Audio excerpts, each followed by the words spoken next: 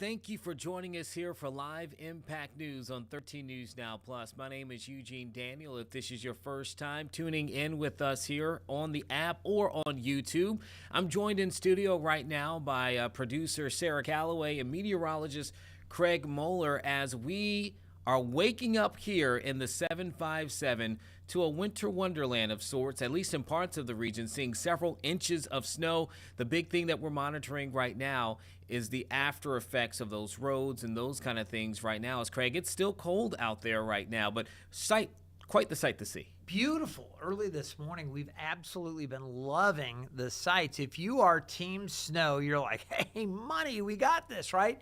Inland areas especially, although Sarah Calloway, our intrepid producer, you were saying, and I shouldn't have even brought this up because I would like to think that Sarah just knows she listens to every word that our weather team says. She said she was a little surprised to see as much as you got. What did you wind up getting at your place? I have no idea, like, the totals. So wait a second. You don't come out and say you were surprised. How much did you get? I don't know. I don't know, like, how many inches officially, but I live in Red Mill, and I thought it was just going to be rain, and I ended up getting, I think I had, like, 3 inches on top of on the roof of my car this morning. All right. It took me, just for context, it took me about 15 minutes to clear my car off. In fairness, okay, we did get reports 1 to 2 inches across Virginia Beach widespread.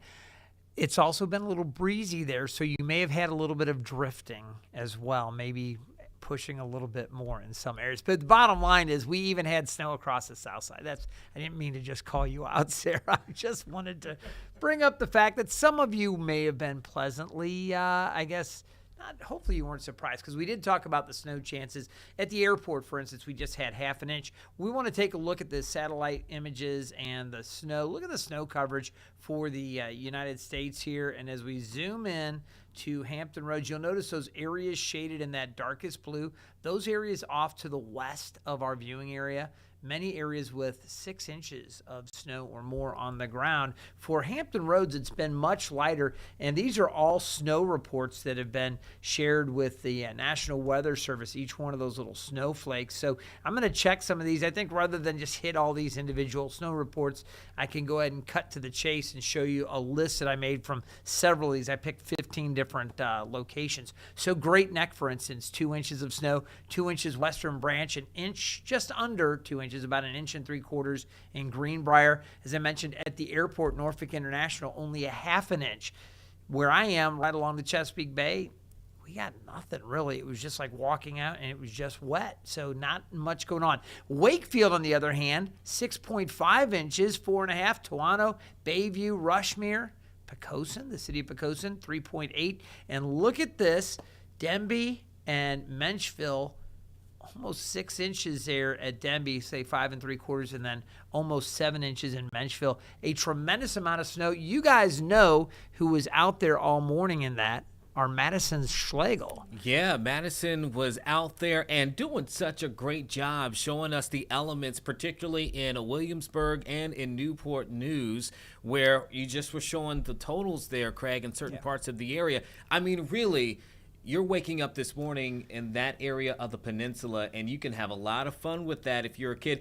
Probably cause a few headaches if you're an adult as well. And I see Madison. She's joining us now. And speaking of kids, right on time, are those children riding some sleighs in the background? They are sledding down there. Look at them. I know that's right. Yeah, we figured we'd go out and find some trouble for you guys, aka the youths out here hitting the sleds. It's basically what you should be doing on a day like this. A lot of the kids that we've talked to actually said that they're on a hybrid day. They've still got some Zoom classes that they need to step onto today, but this morning's for the snow. I'm gonna have Jaron step away and give you a little bit of picture of how things are looking right now. He's gonna give you the true conditions on the ground. Now, we've seen these kids hop on these sleds and they have flown, okay? Earlier today at about like 9:15, there was at least 24 of the local neighborhood kids out here. We're told by the parents that they all live in the local neighborhood here off of Museum Drive in Newport News, right near kind of by the James River Bridge. But These kids have been out here all morning. They said that these kids have basically grown up together in the same block and square, and they're all lifelong friends, and to see them make these memories together truly is one of the most heartwarming parts about all of this. I mean, for the parents, for the kids, it truly is a time where everybody can take advantage of this weather. I mean, you see, we've got so many different types of apparatuses out here as well. You know, you've got the traditional sled, like what Jaren's showing you right now, a run-of-the-mill sled. We've seen kids out here with, boards, snowboard, a snowboard sled. I've never heard, oh, look at that. See, a snowboard sled. Ooh, wipe out. He gets 8 points for coolness on that one. But watching these kids have fun is part of it, you know? And Craig, I know that in the weather desk, you maybe had asked me a question, and I said that I was gonna leave it to the children, but it turns out one of the children have left me a gift. Jaren, do you mind showing the people the gift that the children have left for me? So Goodness, unfortunately, I think it might be There that we time. go. All right, so I guess our question, Madison, do you have the fortitude, the courage to barrel down the hill on your gift? There is no question to me that she has everything it takes. Well, guys, just to make sure that I knocked some of the rust out before I did this, I hit the sled a couple minutes before we did this hit. And I'll tell you, it was a humbling experience because as a woman who's rounding the ripe age of 30, I don't think I've been on a sled in, I can't even tell you. So it was a humbling experience, and you know me, I am the humblest of women. So if there's one thing that I will do for you guys, I'll sled down this hill for you. Well, if, you if have that's to. truly what you want, but you gotta ask basically- real 'cause nice. You the gotta ask suspense is now real built. nice. Yeah. The suspense is now built, Madison. Come so you have on. to do 30, by the way, very young, but here we go. Come Go on. ahead. Knock it out for us. Come on. Let me get this bad boy on the ground here. Not get hurt. This is perfect. Here we go. No, guys, don't worry. I'm a professional, okay? Okay, Ready? you're looking mighty Steady? professional. Let's go.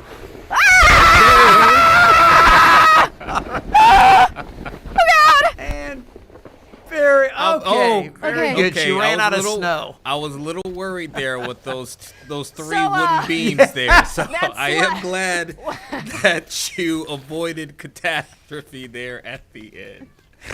Oh boy. Okay. All right.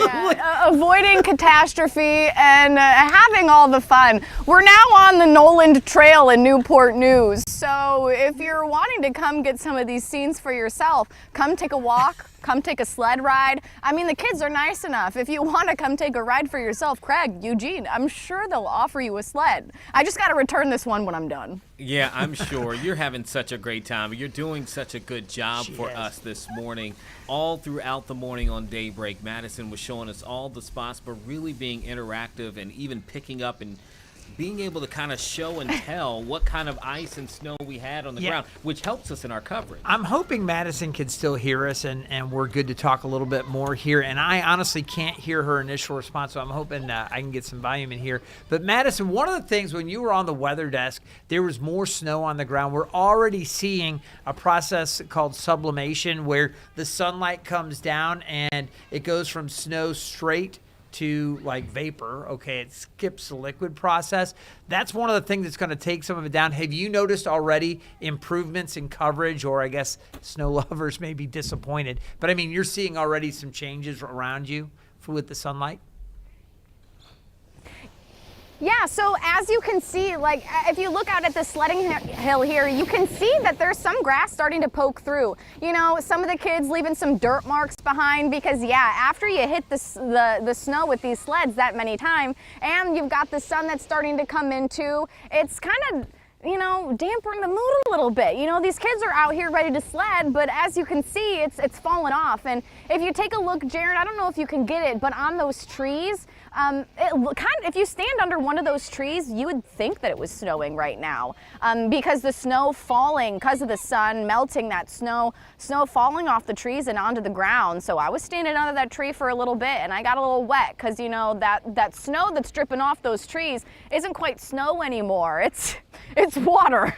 It's slushy water falling from the trees. And again, these kids still out here in high spirits enjoying that. But you want to know what? I'm feeling crazy. Jaron, see, look it out here. Like, you can see even these trees that are tucked into the forest. Just how hold on. I really want to touch this tree. Again, I'm letting my impulses take the best of me this morning. I think this tree does a really good job of explaining it though, because these leaves are flat. You see how those leaves are flat? And right now, like earlier this morning, I would have shook this and the snow would have fallen off and it probably would still be hard. But guess what? That's a leaf now. No ice, no water. All the fun stuff's gone. So, I mean, you still got snow. You can still enjoy yourself. I mean, look at the winter wonderland and all these trails and forests that we've got to offer. So if you want to be your own little Lewis and Clark explorer today, I mean, today's the day to do it. Just make sure that you dress smart. Everyone keeps saying that it's too cold to be out in the snow, but it's only cold to be out in the snow if you don't know how to dress in the snow. I've been perfectly warm all morning, so that's my pro tip. You're right there. It is very important to know how to dress in these conditions, definitely if you're going to go out and play in it. And just for people who may be wondering, who are tuning in from some other portion, maybe not in Hampton Roads or a different portion of Hampton Roads, the reason why these kiddos can go out there and do this today, their families allowing them, because we do know in Newport News and in Williamsburg, in those two areas, they're not in-person school today, all right? Yeah. So that's a big, if you remember those days as a kid, guys, like, you get those snow days, especially when you're in an area that doesn't get snow like this all the time. It's almost criminal if the schools were not the closed. Like, we have to get them that opportunity to be out there, and they are certainly taking advantage of it. And I wonder, Madison, as you're out and about, someone's boarding down. Yeah. If there are any of the adults there, too, we can talk to see, for them, this kind of experience, either with their kids or if they experience any kind of issues yesterday and today. So we'll see. We'll give you some time to see if any of them want to talk to us. But, Craig, you know it. You raised boys of your own. Eugene, you I love did. the weather. You do all of this. These are days that are memories for these kids. Absolutely. And I would say, and again, I'm not trying to get in, any kind of trouble with anybody. Everybody does what you should do for your own family. But I can tell you there were a couple of occasions where even if the schools would have been in session, if there's an opportunity for the kids to experience that kind of thing, I'd have made sure, the boys, we did every time there was a snow. And even if we had to go a little bit to get there, we wanted those guys to hold on to that, because those are the memories that the kids hold on to, not just another day of routine, but getting out and really seeing an opportunity to play like this. It's awesome. Well, it's certainly a great day of work for Madison. I'm not sure. I don't know. Are you working? Are you working, Madison? Yes, I am working, but I did want to say, you had mentioned, listen, I better be getting paid for this. I'm saying I don't show out for free, but you asked if we were able to speak with any of the parents or the children here, and yeah, you bet your bottom dollar we did. We snagged an interview with some of the kids, and we snagged an interview with one of the parents here. The kids and parents both seem a little upset that they're on a hybrid learning day. They wish that their kids just had the entire day off today so that they could just enjoy this snow. But as for the adults, they said that they were kind of ahead of the winter weather that was coming. They said that they kind of just plan on spending the day like they are today, doing this, enjoying the sledding. And they said that those other winter preps that they're going to be doing, basically it's just cleaning up that snow around the house. So shoveling their sidewalks, shoveling their driveways, and getting ahead of it that way so that it doesn't refreeze over in these next cold temperatures that we could see over the next couple days. And good point there, Craig. She's talking about how the adults were telling her that they're going to be shoveling and trying to treat outside of their own homes, right? Because of the big thing that we've been talking about with all of the snow that comes down, then you get the sun that comes out and it starts to become more of a wet moisture there, but it's still refreeze. Yeah, it's still cold out there and all of that. So now we talked into the potential concerns that we could still have that Yeah. people need to kind of monitor over the next day or so? Yeah, and again, we're going to focus on temperatures here. Great job again, Madison. I don't know. I think, are you guys, you ready to take a look at some temperatures for us? Let's do it. Thank you, Madison. Thank you, Madison. We rock. appreciate you. Seriously, she's been amazing. The temperatures are still below freezing for our inland areas. And then once you get closer to the coast, this is where you're finding some warmer readings now. And it is interesting. We focus so much on like all the good stuff, all the fun stuff with the snow. But property owners, homeowners, you have a responsibility to make sure your walkways are clear. You don't want anybody slipping and falling and, hitting you with a court summons or something because they got hurt. So you do need to make sure that your areas are cleared. And I know for some folks up on the peninsula, that snow depth a little bit heavier. And again, it may require some more work. Air temperatures upper 20s right now, even down around Harrodsville and Gatesville in North Carolina. Low to mid 30s now around Weeksville and Elizabeth City. It is warmer, closer to 40. Kill Level Hills, you see that Kitty Hawk. Even Corolla right now, upper 30s, 38 degrees. 35 at the ocean front. We have mid-30s through Fentress and down around Hickory. 35 at Ocean View. Some of the inland areas, upper 20s in Isle of Wight and back into northern sections of Suffolk. We're around 30 to 32 degrees. Kings Fork over to Wilroy. Loomis at 28.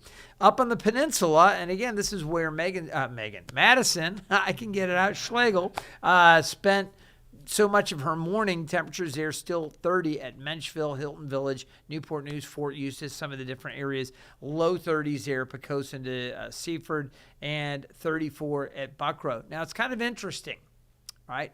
Why are those temperatures on the north side of the peninsula a couple degrees warmer than the central and southern sides? Quick thoughts, Sarah? Any guesses? Eugene?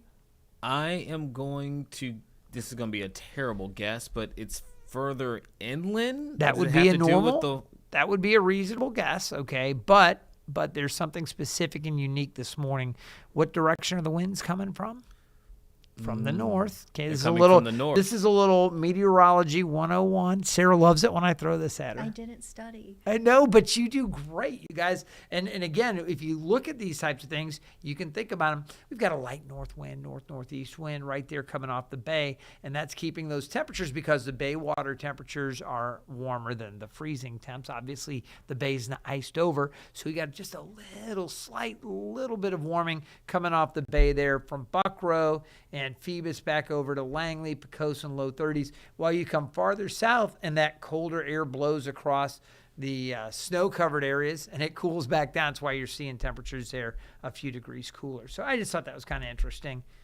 Maybe you guys like that. Maybe Sarah's giving me, okay, yeah, Craig. No, fine. yeah, That's actually, it's fine. very. I would have Sarah never just guessed gave me, that. That's why fine, we weather have you boy, here. whatever. All right. So No, it's I just like Uh-huh. I'm clicking on buttons, and then you asked me a question, and I'm like, I did not hear the question. yeah. Well, that's another thing. She's just nodding and smiling. I should have picked that up. All right, Eastern Shore, it is cooler. You can see up and down the Eastern Shore temperatures near 30, 34 at Mob Jack, and right now 30 at Gloucester. Here's what you need to know. Temperatures are going to warm into the upper 30s today. We are going to get some melting.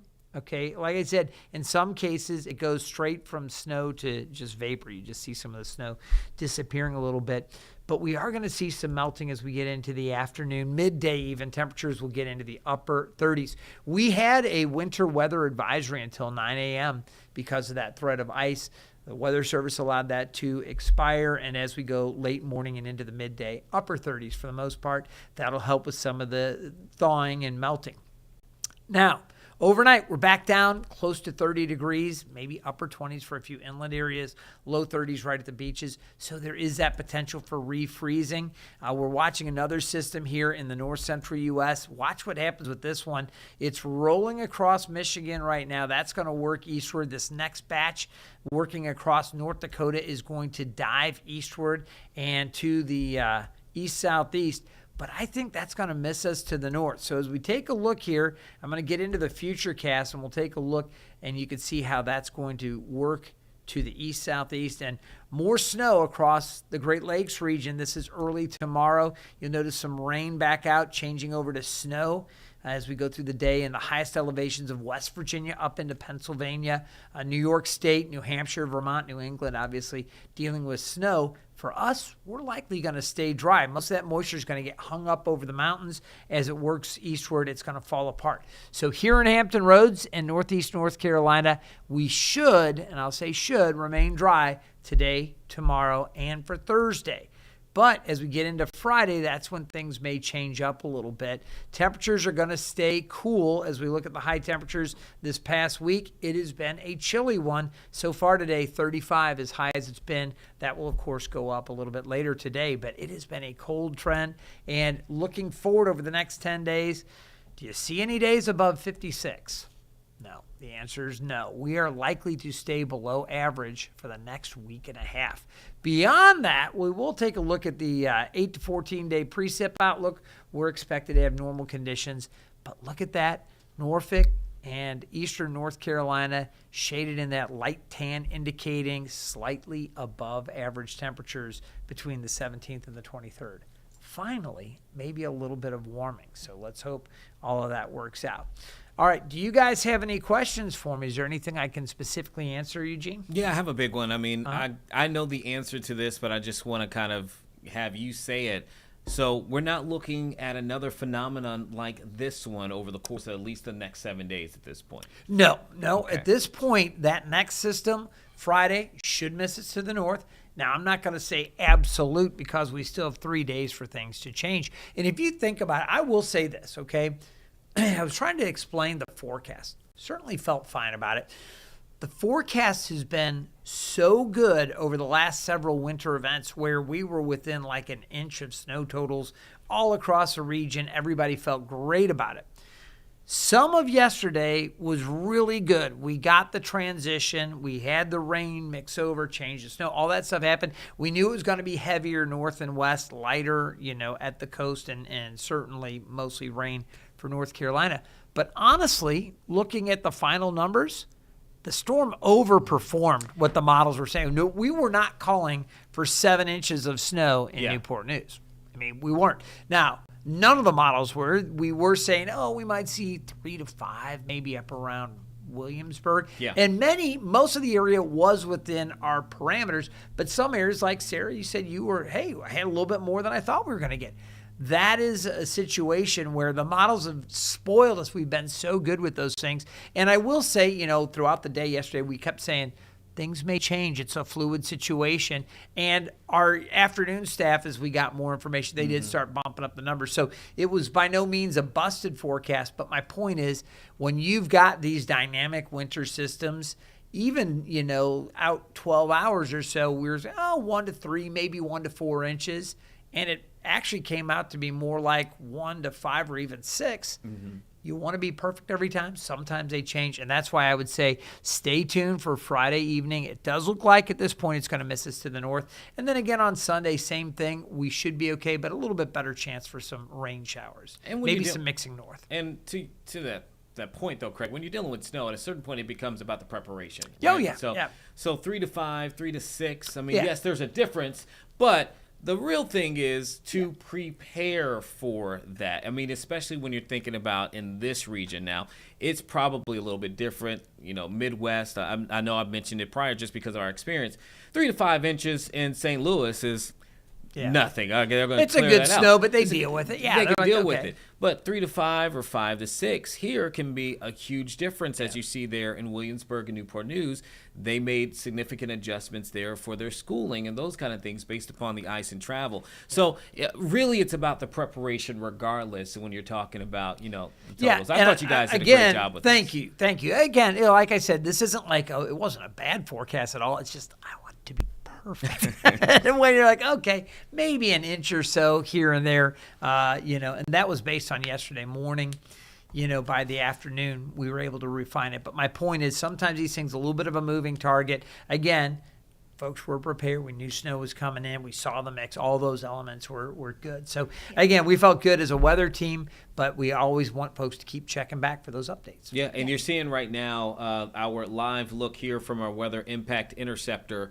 as they are apparently in a neighborhood. I don't know if they're still conducting interviews or what they're going to be doing, but they were walking through. Yeah, that looks like our photographer, Jared, who's setting up something. Oh, he's returning the sled. Oh, good Being man. a man of his word, we caught them on the run where they are returning the sled. But just looking at the neighborhood here, Craig, you can see there, and I do believe that they're still in the Newport News area. You can see outside of people's homes, that snow is still there in their front yards. You can imagine the neighborhoods are going to look a little bit like this in those regions where maybe, not all of them are necessarily plowed right away. When you're talking about those neighborhoods, they're focused on the main roads and all of that. And you probably have adults and families who are, as Jaron, our photographer, you probably heard his name all morning if you were watching Daybreak, as Madison kept referring to him. But, people shoveling and all of that still this morning.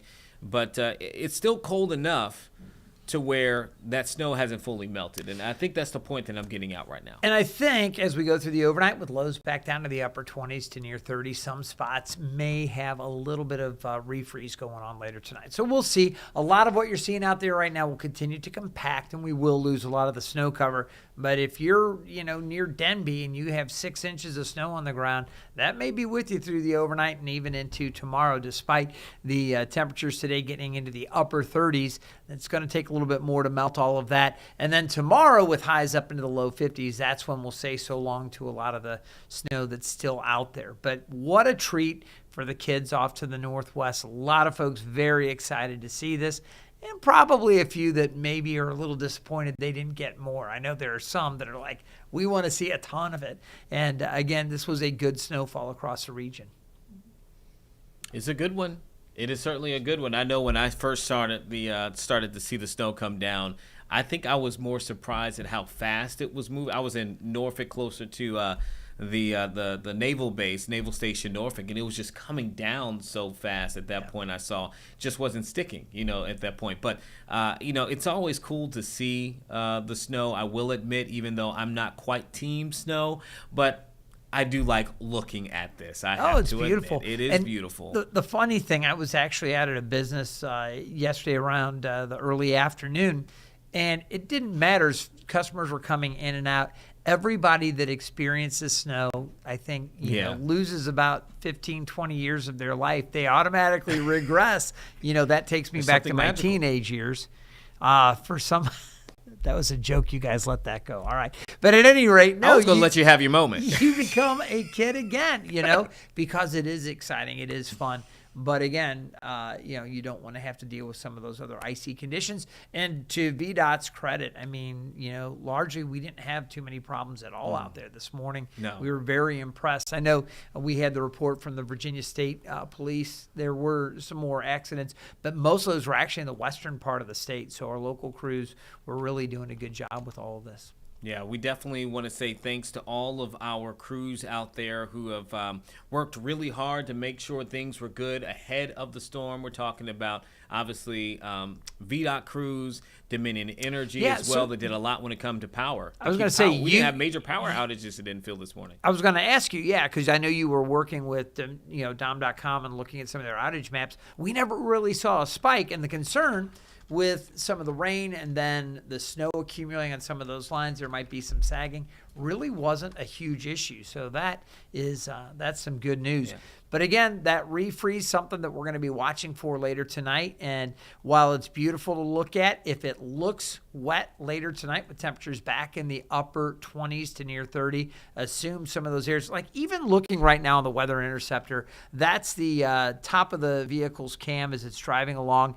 You see those areas. Now, obviously, some areas that are treated are wet, but I can promise you some of those areas that are shiny are still going to be icy, or you're going to find variable conditions where it's wet, and then all of a sudden you hit maybe a little coating of ice. As Madison was showing us earlier, she was picking up sheets of ice, like maybe a quarter inch to a half inch thick, where either a car or somebody had stepped on it, compacted it, then it froze solid. You're still going to find those variable conditions. So even now, as we're starting to warm up a little bit, we still want folks to really use caution.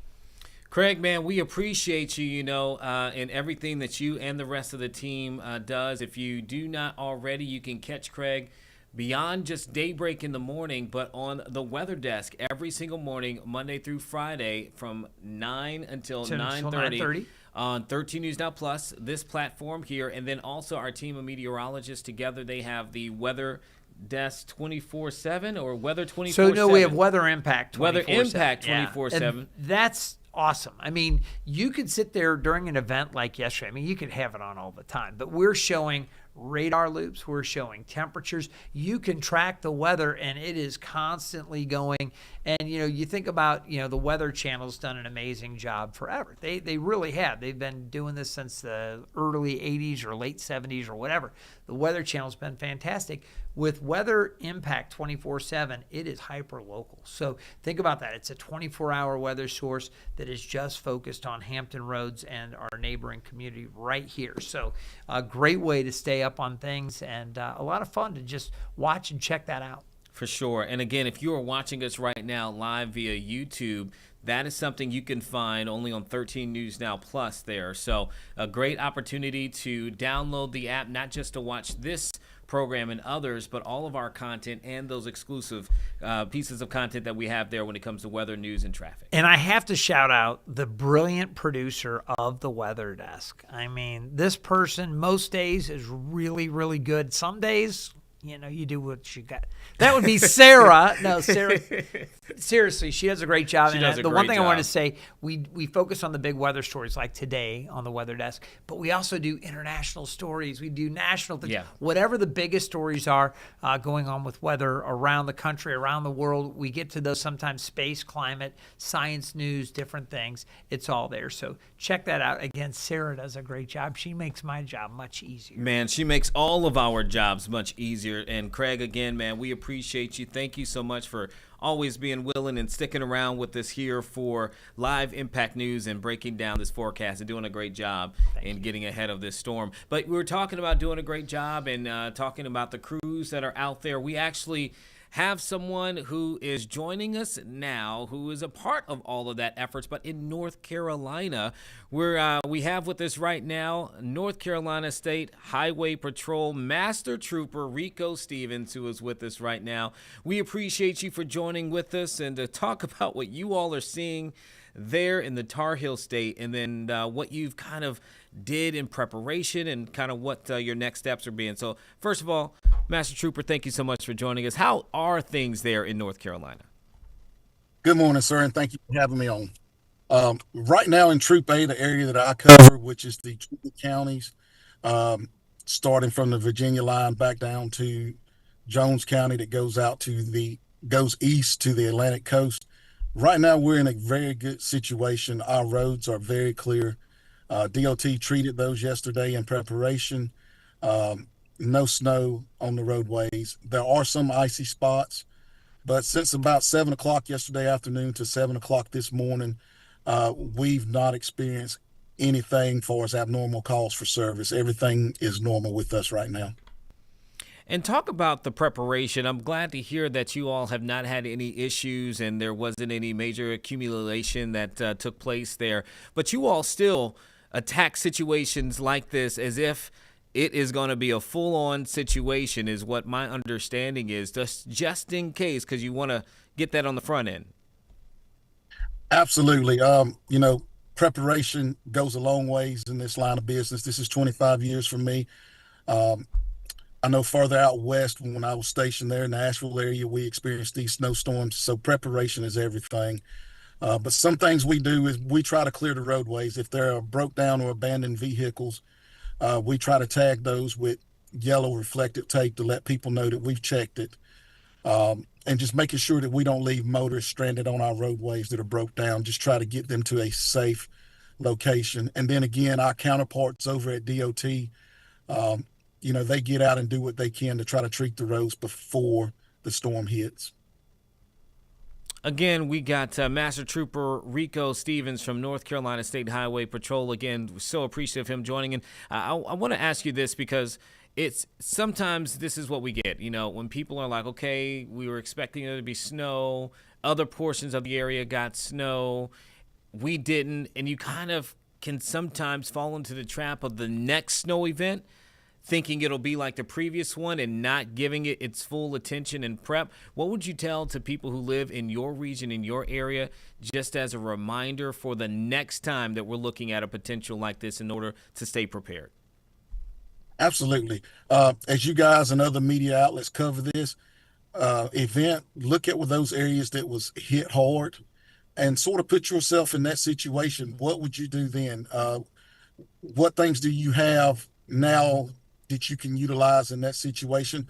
Or what do you not have? When you leave home, do you have blankets in your vehicle in case your car breaks down to keep you warm? Have you notified people where you're intending to go? Just things like that you can get ahead of. So even though we escaped this one, go ahead and stay prepared for the next one, because you never know when it's going to hit.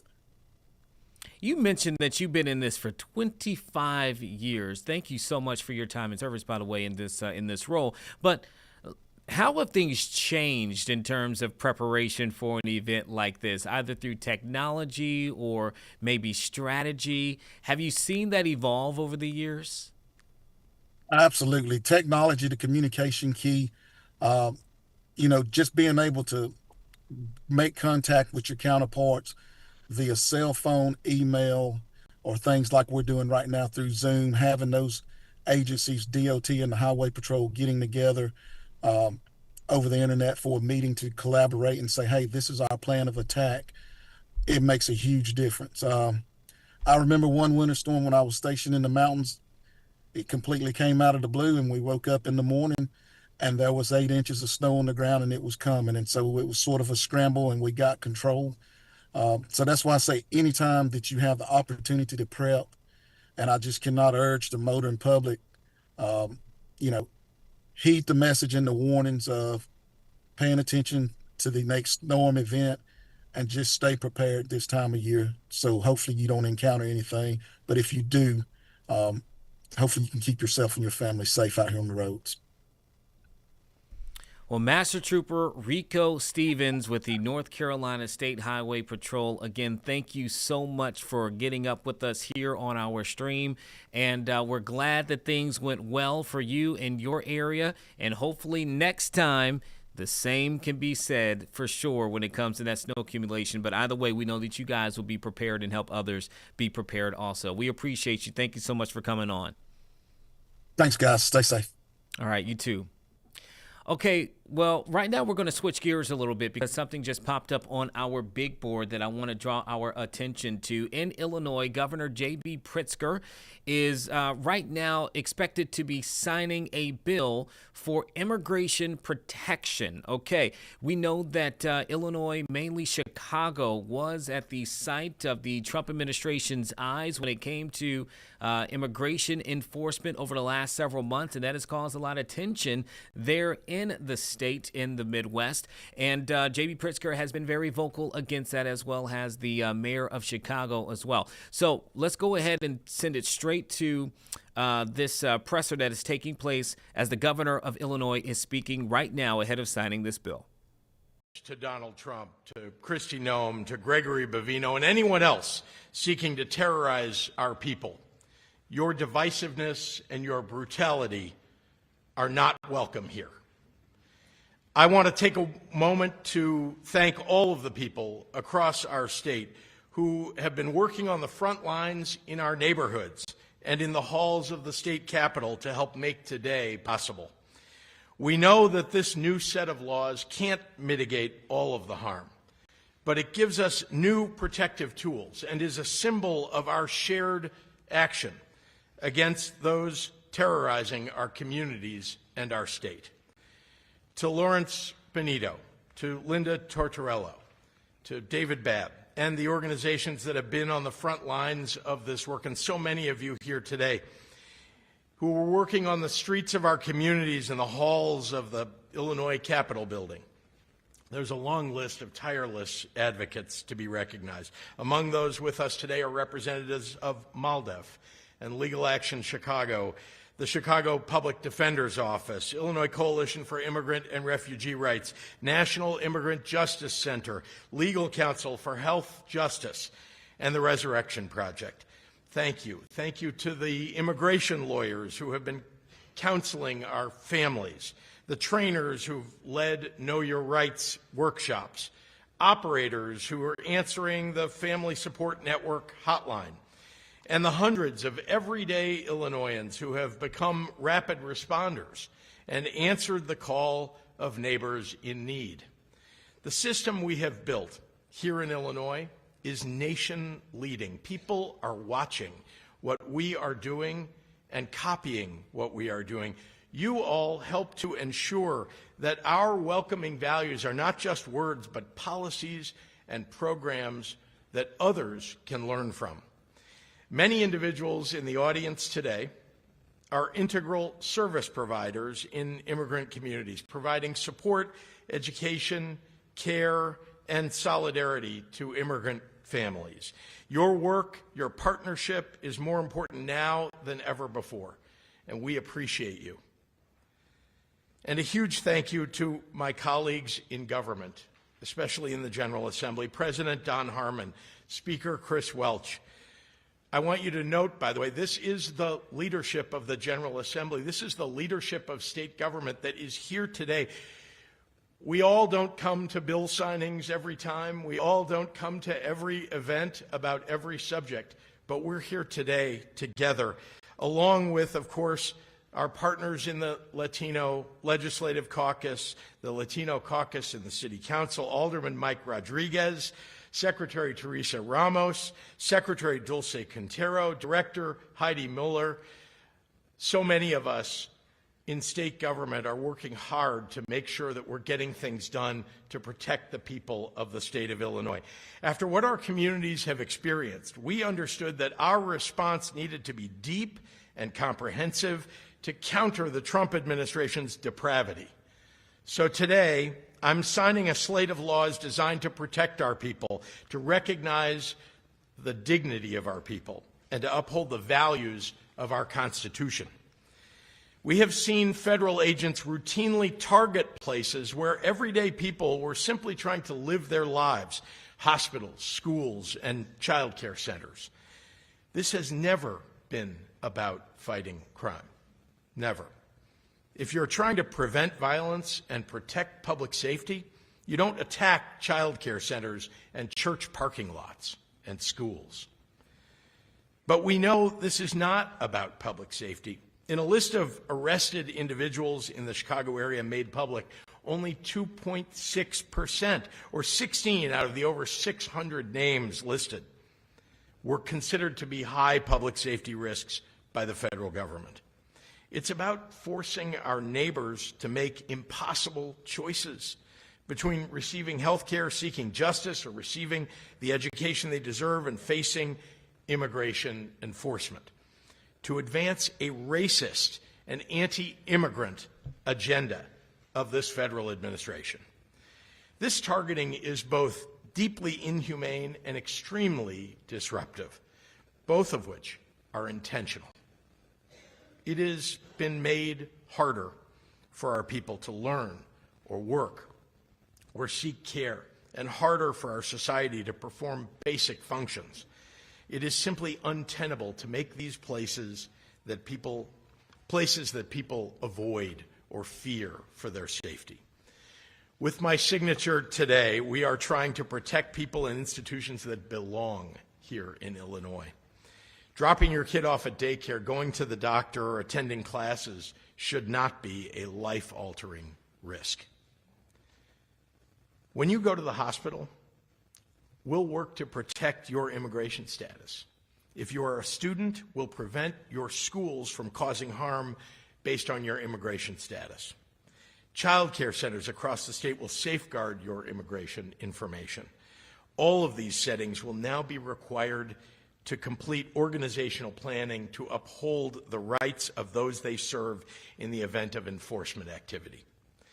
If you attend state court proceedings, you will be protected from civil immigration arrest.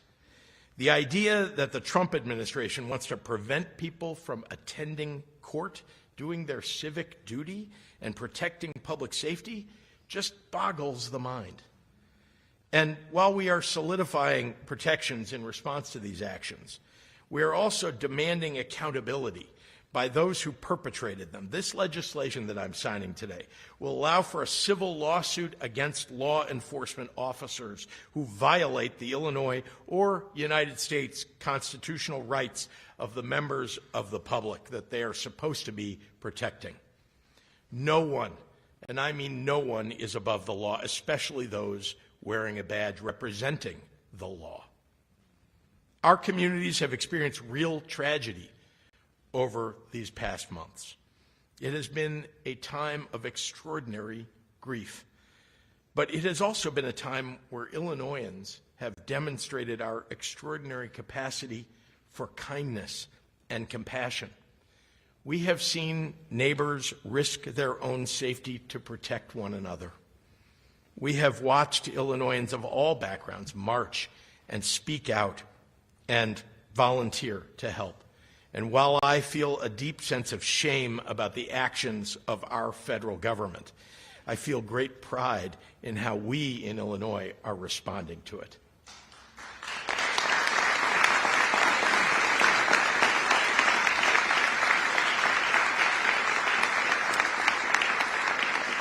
Illinoisans, in the face of cruelty and intimidation, have chosen solidarity and support.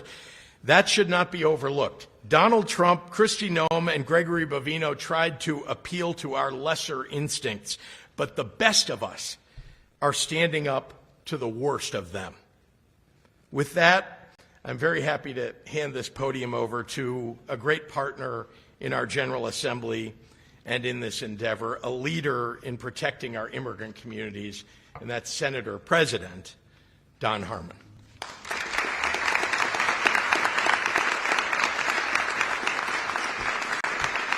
Buenos días. Buenos días. Entiendo español un poquito. Entiendo justicia. Good morning, all. There is no badge, no title, no mask that puts anyone above the Constitution. This law sends the message that if you abuse your authority, there are consequences. Our rights follow us into the courthouse, onto campus, to the hospital, and when taking our kids to daycare. No one gets to take them away. We're providing the victims of this chaotic federal assault a clear legal path to go after their abusers and to hold them accountable. I want to thank Governor Pritzker for your continued support. I want to thank my colleagues in the Senate, specifically the Senate Latino Caucus, Senator Aquino, Senator Castro, Senator Villanueva, in whose district we stand today, Senator Cervantes, Senator Guzman, Senator Villa, and I know Senator Simmons and Senator Walker and the rest of the Senate Democrats join me in thanking them for their patience and professionalism in putting this together. So I'm honored to work with them and stand with them in this moment. Thank you all for your good work. We need to keep this moving. I'm going to turn this over to my friend and colleague across the hall, Speaker Chris Welch.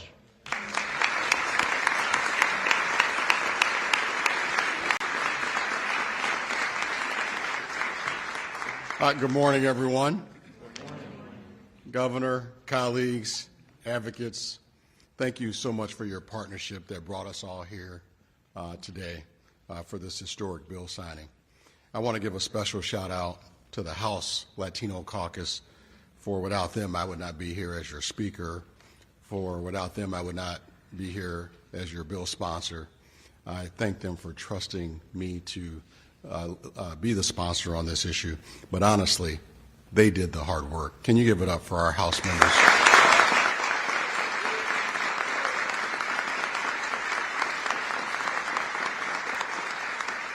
I also want to thank them for teaching me this phrase. Los inmigrantes son bienvenidos aquí.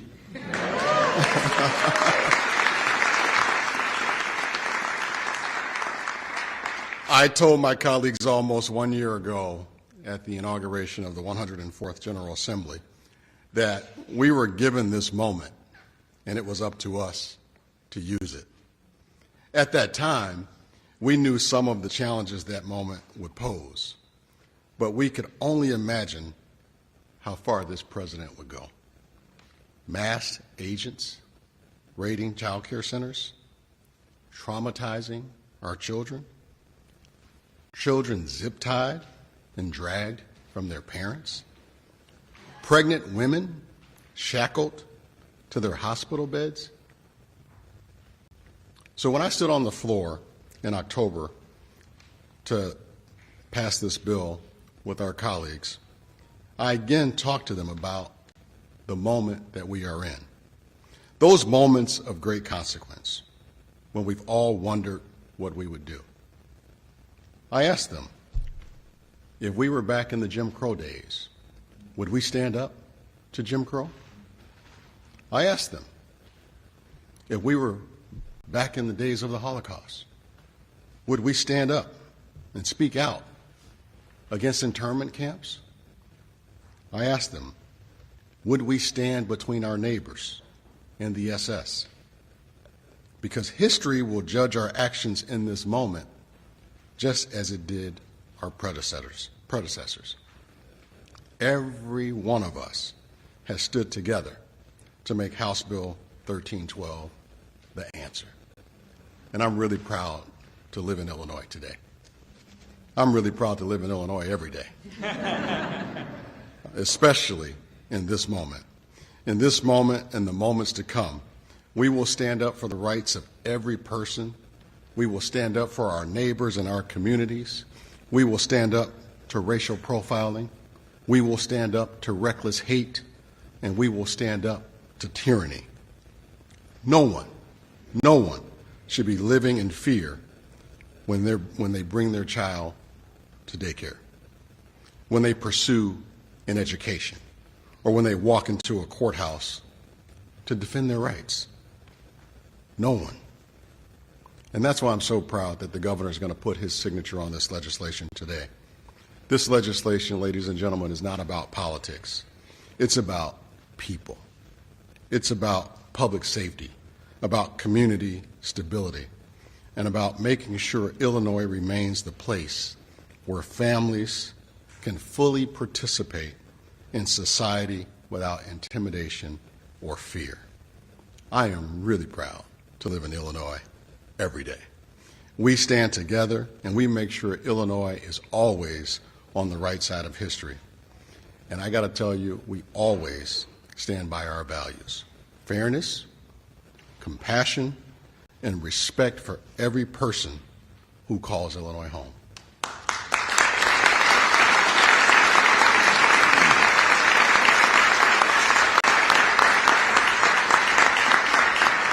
And with that, I am honored to call up to the microphone a man who calls Illinois home with his beautiful wife and family. Please welcome Leader Aquino to the microphone.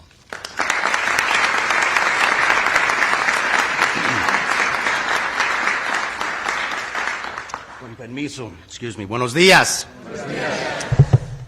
Good morning. I'm a little shorter than them. My name is Omar Aquino. I am the State Senator of the 2nd District, which represents Westtown, Humboldt Park, Belmont, Craig, amongst others. I'm going to say some comments in Spanish first, and then I'm going to turn into English. I will try to be as brief as I can. Okay, you were just listening out of Illinois right there, where in just moments, the governor of Illinois, J.B. Pritzker, a Democrat, is expected to sign this bill into law, expressing protections for immigrants and immigration protections there in the state. This comes as we've seen immigration enforcement pushed by the Trump administration still in Illinois and other states continue to ramp up and stay pretty consistent there. Obviously, we had reported right here on Live Impact News not long ago where we would see the tensions rise there outside of Chicago, where you had protesters that were at a facility, an ICE facility in the region, in which it really was a clash between people who have been against some of the efforts by the Trump administration and the operations that are there with the Department of Homeland Security. As you heard, the governor, who was the first one we brought in there speaking to. We've heard from the mayor of Chicago in recent months. Both the governor and the mayor, Brandon Johnson, have spoken against the Trump administration. The Trump administration has spoken against the leaders of Illinois. And so you're seeing this as the next chess piece there out of that Democratic-led state, in their words, to be able to protect their residents and the people who are in their community. So it'll be interesting to see how that kind of plays out as this enforcement continues throughout the country, which latest kind of cities that we saw added to that list, like in New Orleans, for instance. Okay, we wanted to go to that as it was happening. I don't know how long it's going to take before they get to the actual signing process, but we wanted to come out of it. And we'll talk about something that has been going on for a few days now. We kind of went into it for a little bit yesterday, but not too much, because obviously we were very, very, very focused on the forecast with all of the snow. We're talking about the trial out of Massachusetts for Brian Walsh. He was accused of murdering and dismembering his wife nearly 3 years ago on New Year's Day. Again, this trial coming out of Massachusetts, but really getting a lot of attention across the country as people have found this story very interesting, as they want to know what is going to happen in this particular trial. Anna Walsh, her body never found, but her husband now faces first-degree murder. That's the charge that he's looking at. But he's already pleaded guilty to misleading police. Now, I was explaining this yesterday. He's initially told investigators that his wife had been called to Washington, D.C. for a work emergency. Well, that turned out to be something in which he was not telling the truth there. But his defense says that Brian simply panicked after finding his wife suddenly dead in bed. But they have said that he did not kill his wife, who was a corporate real estate manager. Together, they are the parents of 3 children. He faces life in prison if he is convicted without the possibility of parole. And so right now we have a witness that is on the stand. I just wanted to set that up for those who are learning about this for the first time and maybe needed a quick refresher. But let's go ahead and go to this trial taking place in Massachusetts. And if anything else pops up, we'll break out of it, and maybe we can go back into this later on, Sarah. What type of cleaning materials would impact your ability to find blood or trace materials? Virtually any type of cleaning material, bleach, alcohol, ammonia, anything, even water if it dilutes the sample to an extensive amount. Would hydrogen peroxide impact your ability to find blood or trace materials? Yes. Are there other ways that blood can be destroyed or diluted? Really any type of cleaning materials, as well as environmental factors such as extreme heat. Did you test? Actually, if I could have published for the jury, Your Honor, Exhibit 21.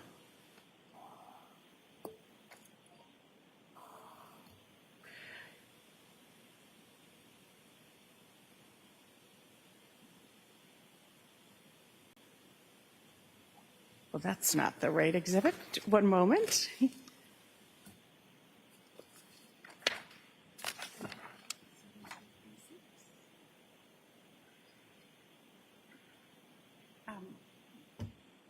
Skimmin, we're looking for 7236.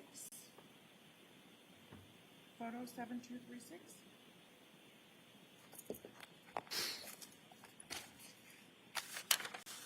Thank you. Do you recognize that room? Yes, this is the living room. And this is the living room from when you were there during the search warrant, is that correct? Yes. And what do you recognize in front of the fireplace? There is some looks to be a repair work around the brick, as well as a carpet. So there was a carpet there when you were there over the hardwood floor on January 8th and 9th of 2023. Is that correct? Yes. And that is not the carpet that you tested in the lab. Is that correct? That is correct. Do you know what the objects looked like before they went into the bags that we just talked about, that you talked about on cross-examination? I don't. And do you know what the objects looked like if they went into the compactor at all? I don't. So do you know where those bags went? The bags were, as far as I know, the bags were recovered from the trash site. I'm not sure where exactly they were recovered from before that. I might have one moment. You may.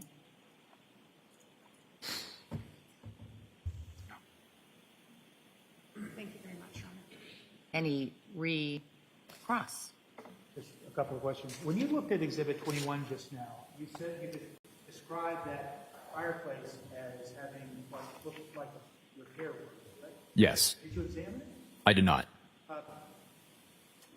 Would you agree that also what's depicted in Exhibit 21 could be foam that's taped around the fireplace to prevent a small child from hitting their head on the corner of brickwork?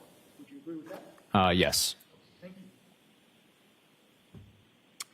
The witness may step down.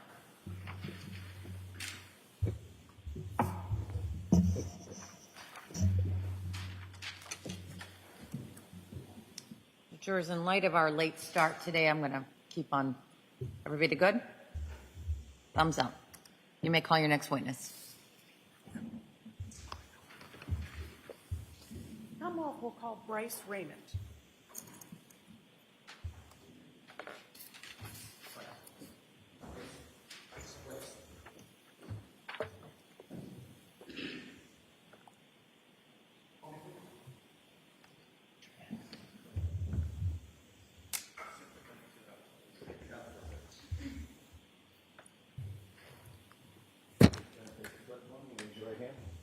Do you solemnly swear or affirm the testimony you'll give in the cause now and hearing will be the truth, the whole truth, and nothing but the truth, so help you God?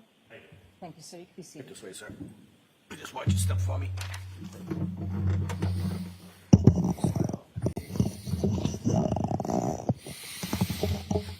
You may proceed. Thank you very much, Your Honor. Good morning.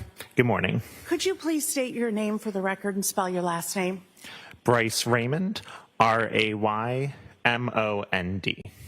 Could you please tell? Bryce, Bryce.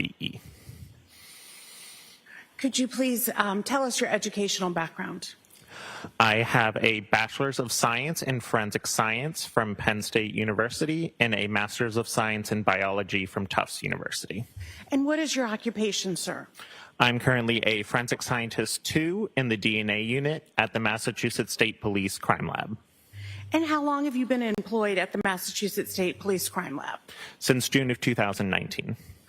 And can you please tell the jury your present duties in the DNA unit and the nature of the work that you do? Yes, as a Forensic Scientist 2, I am in charge with processing evidentiary items through our DNA lab processing, as well as interpreting and making any conclusions to known standards. Do you have any specialized training to be a DNA analyst? Yes, I received at least 6 months of specialized training in which I read all the protocols and procedures at the lab. I attended lectures and took quizzes, as well as worked on mock evidentiary items through the lab processing. And at the end of testing, I take a competency test. And did you pass that competency test? Yes, I did. So does your testing and training stop after that initial 6-month period? No, every year we have to do at least 8 hours of continuing education in order to stay knowledgeable in the field. And do you continue to be tested at the lab?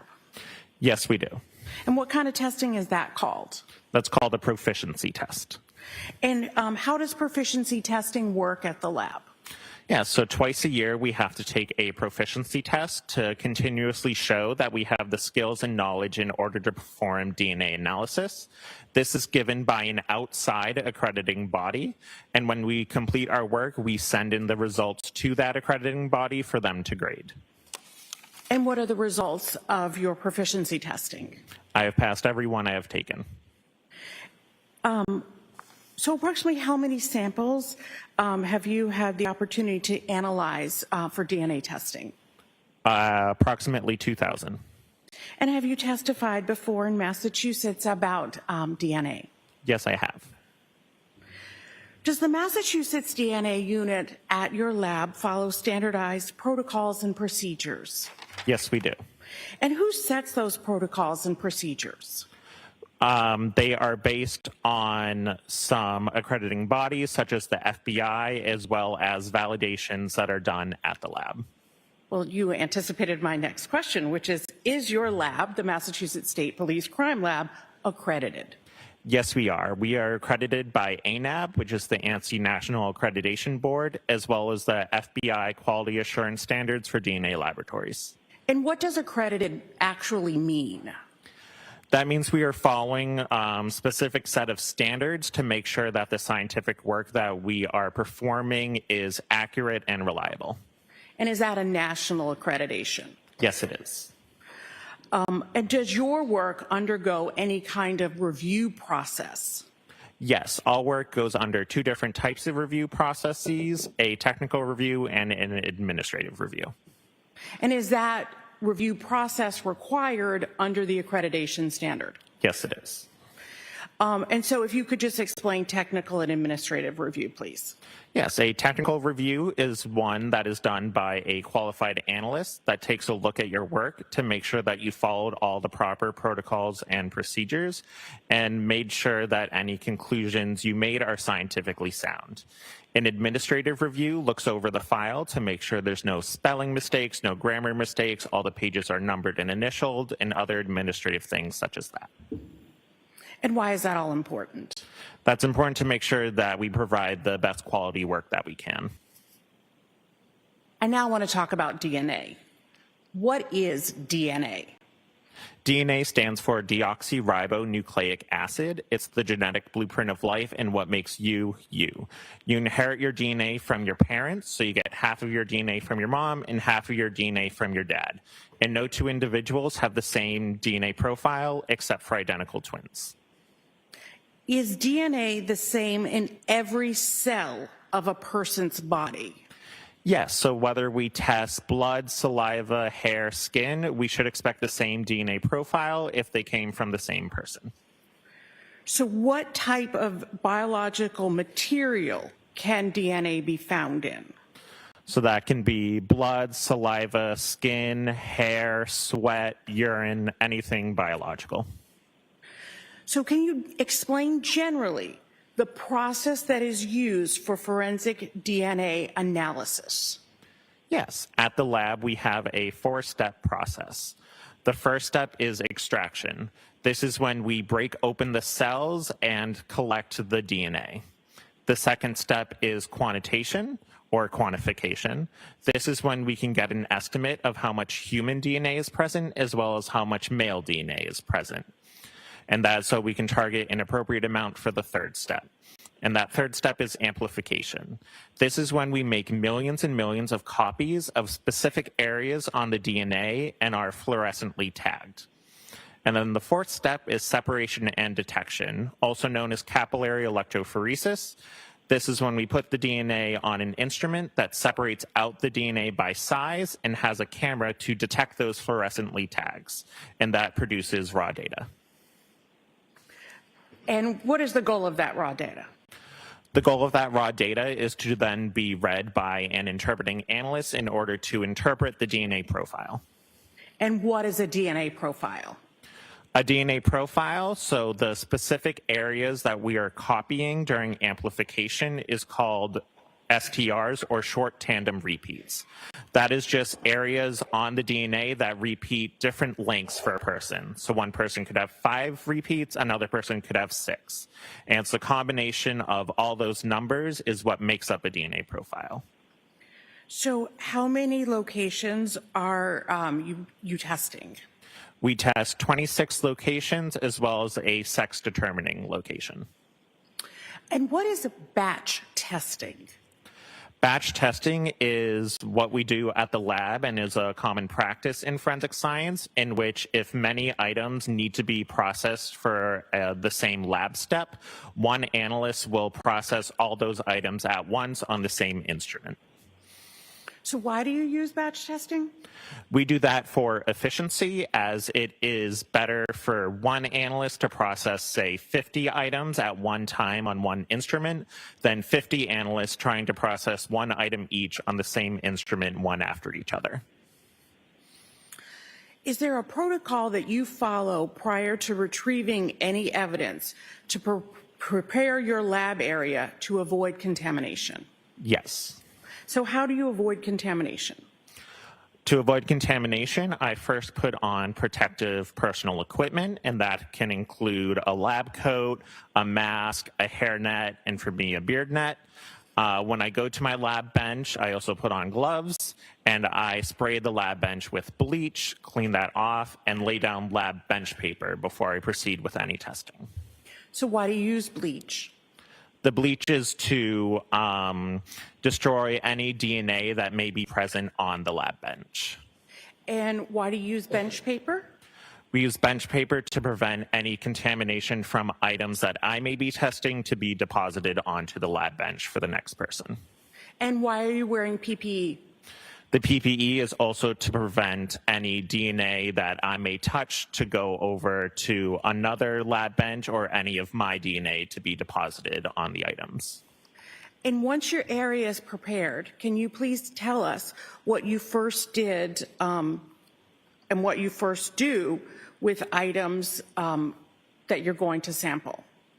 Yes, so for sample preparation, I get a list of items that have been selected for DNA analysis. I get those items out of storage in our secured walk-in room. I take that container of evidence back to the lab bench. I scan it into my custody and take a photocopy. I then open up the container, grab the items that I need, and put those aside ready for testing. I seal up the container with my initials and date and put the container away. And did you work on lab case 23-00596? Yes, I did. And what did you initially do to prepare the samples for DNA analysis? I did sample preparations on some items. Okay, so I'm going to ask you specifically about samples. Did you prepare samples 5-1.1, sample from swabs of red-brown stained K on basement floor? 7-10.3.1, sample from the stained area C on the blade of the hacksaw. 7-10.4.1, sample from the handle of the hacksaw. 9-22.1.1, sample from stain A on white towel number 1 with red-brown stains. 9-28.1.1, sample from stained area A on apparent hairs. 9-31.1, sample from cutting of red-brown stain from piece of rug from bag number 5 from 300 Forest Street. Did you prepare samples from those? Yes, I did. So after preparing the samples, what did you next do? After preparing the samples, I then did the first lab step of extraction. And how did you do the extraction step? Yes, to each of the tubes, along with the controls, I added chemicals to the tubes and put them in an oven, and that is done to break open the cells in order to free up the DNA. I then take those tubes and put them on an instrument that separates out the DNA and puts them in a separate tube in liquid form, and that tube is called an extract. Did you use equipment? Yes, I did. What equipment did you use? I used an oven, and the instrument was an Easy One robot. And how did you use the equipment? For the oven, I just placed the samples in and took them out.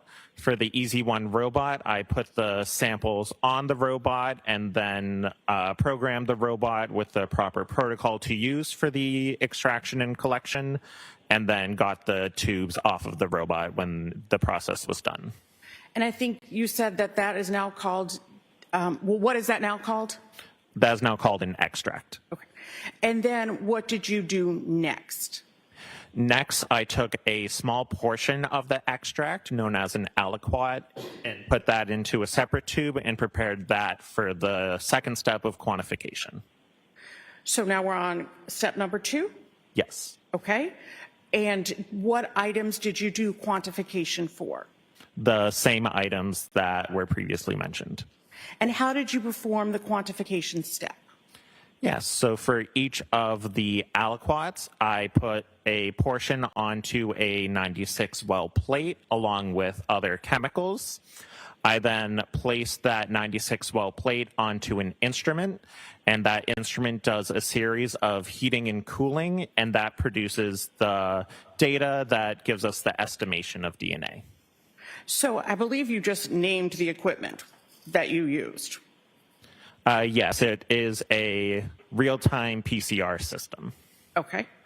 And so how did you use that equipment? So I put the 96 well plate onto the instrument. I then used the computer program associated with it to say that to start the quantification process. And then after it was done, I collected the data off of the equipment and then put it on our computer drive. And then what did you do next? After that, I discussed the quantitation results with the interpreting analyst of this case, who is Suman Salim. And then what did you do? Then we came up with how to do amplification strategies for each of the items. And then once that was decided, I went forward with the third step of amplification. So step number 3 is amplification. Correct. And what items did you perform amplification for? Those same 6 items. That we previously named.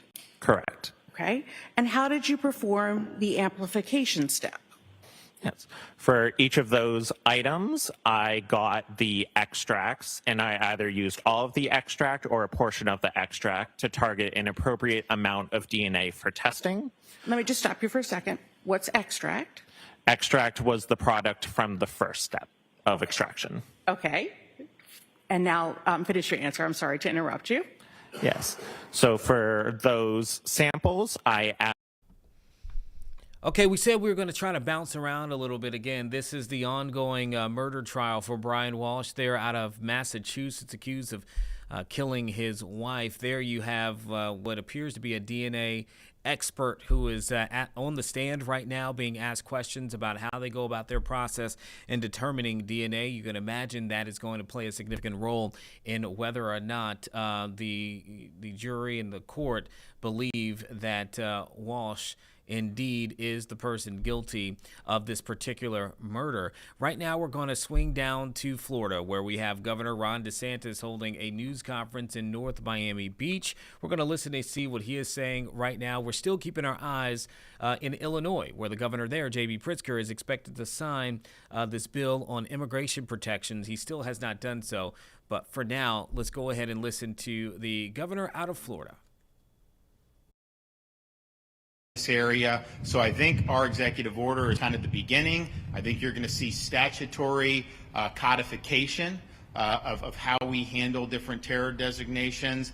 But I welcome the lawsuit, because what will happen is that will give the state of Florida discovery rights to be able to subpoena the bank records, to be able to do that. And honestly, it'd give us even more reason, I believe. And so this is something that I know our Attorney General is ready, willing, and able to be fighting on this, and so that's they have every right to sue, and then we're going to have a right to get the information that we need to make sure. But our agencies are on notice about how any of our programs or any of our operations are impacted or not impacted, and so to the extent that they can be, then they're going to have a basis to be able to protect the people and the taxpayers from that. So I'd stay tuned there. Governor, any issue for Local 10? What's your proof that they have ties to terrorist organizations? Well, first of all, people forget, CARE was an unindicted co-conspirator in the Holy Land Foundation trial. It was the largest terror financing trial in the history of the United States of America. And like the idea that, like, I mean, if there were any other situation where that happened, people would be up in arms, but somehow that's just something that just gets forgotten. So there is strong basis, and you know, a lot of it's financial. There's no question. A lot of it is financial. That's why I think a lawsuit is something that we very much welcome for that. But I would expect there to be some follow-on legislation. I know we've got a lot of members of the legislature have been really working hard on these things. And I think Texas, if you look, I think Texas did before the federal government announced. And so Texas has a little bit more robust architecture in their statutes than Florida does. I think you're going to see the legislature probably mirror what Texas has done, and ultimately, you know, that's going to be in the best interest of the people. But the money is really significant, and look, we may get a lot of information on this if they bring the lawsuit. So we're definitely not running from that. We welcome it, and I think that I think folks will be pleased with our actions. All right, thank you guys.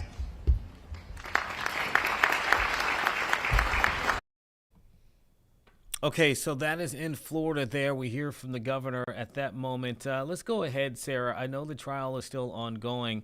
I do kind of want to wait to see who the next witness will be before we maybe go back to that for right now. But in the meantime, we can go to Illinois again, where we are expecting any moment now there to be a bill signed there in the state looking at providing more protections for immigrants within the communities there. So we do have another speaker at the podium here, which would likely be a state leader there in Illinois. Let's go ahead and turn our attention to Illinois. And recommendations from our immigrant residents, and together with allies, movement lawyers, community leaders, and our champions in the General Assembly, we mapped out a vision of what we could legislatively do about it. And we called it SALT, because salt melts ice.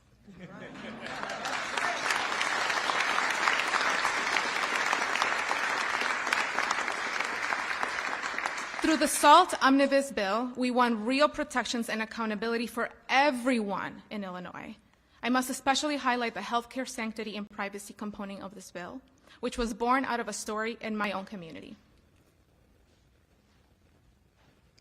Earlier this summer, without rhyme or reason, a man was targeted, followed, ripped from his vehicle, violently tackled, and injured in a public place in broad daylight. The ICE agents hurt him so that they personally took him to the emergency room up the street. For hours that morning, we investigated and accompanied his family as they tried to understand what had happened.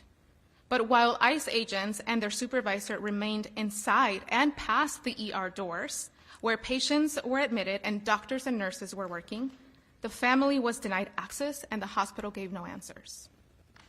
Together with my state representative in the 85th District and the health policy team at ICIRR, we drafted essential legislation that will now require hospitals to adopt consistent procedures when interacting with all law enforcement, empowers patients to understand their privacy rights, and protects hospital staff by giving them clarity and liability protection when they follow the law. Today, we are taking a necessary and brave step to further protect our rights and our dignity, and to affirm the humanity of everyone in our state, from Chicago to Joliet to Peoria. But we will need your help to ensure the prompt and adequate implementation of these laws. Our organizations are surely ready if you are. To our community leaders and tireless advocates, those here today and those who are watching, thank you. Gracias. Shukran. Kamsahamnida. Siesye. You are the movement that has led us to this day, because we envisioned the state we needed to be and fought for it. We honor you, and despite our broken hearts, We are celebrating and sharing the joy of this moment with you.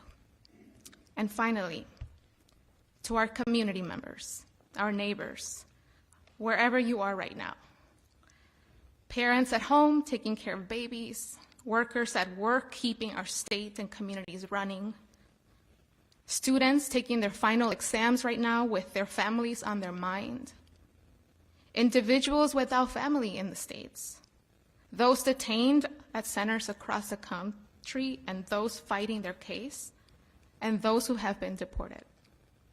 You are the reason for this movement. You have rights protected by the Constitution of the United States of America. And regardless of what you hear, you belong, this is your home, and we will fight and take care of us.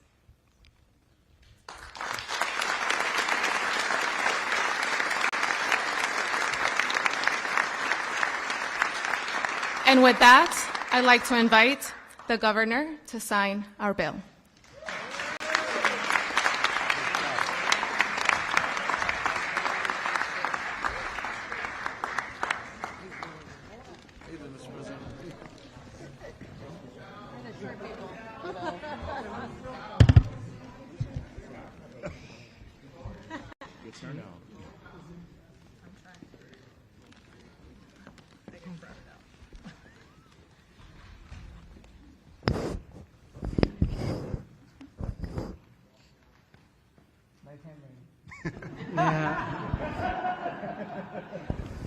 Special moment.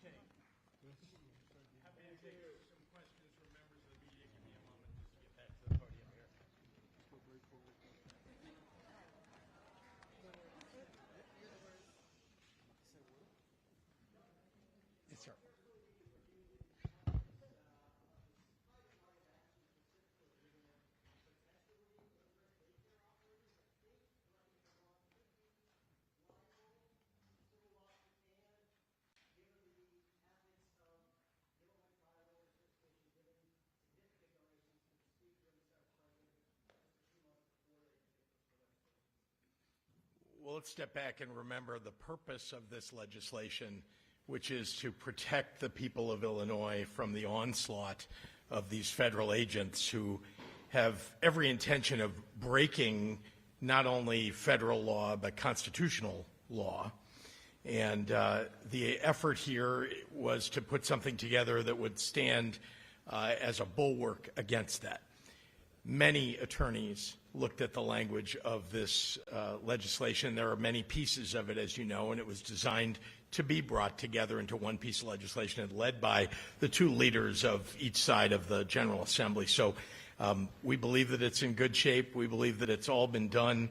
I know that it's all been done with good intentions, and it will, in fact, help us to protect people. So that was the purpose. That is what we are effectuating today. Sarah. Sorry. I mean, I'm sure that there are people who don't like this law who will try to stand up against the law.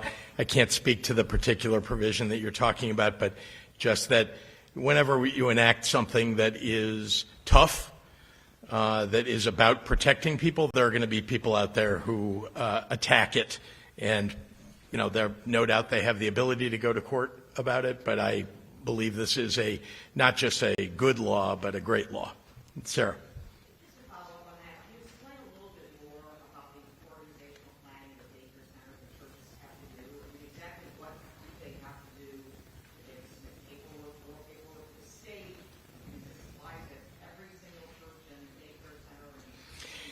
The job is to make sure that they have a plan. That's really the importance of the provisions that provide that, requiring those organizations to have a plan. Most don't. and no one ever thought we would need to have plans like this. So that's the purpose of the provision. Yep, Mitch.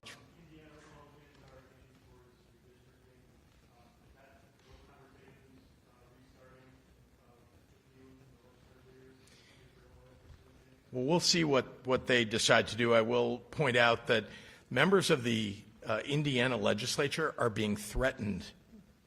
Their lives are being threatened, and it's being egged on by the President of the United States.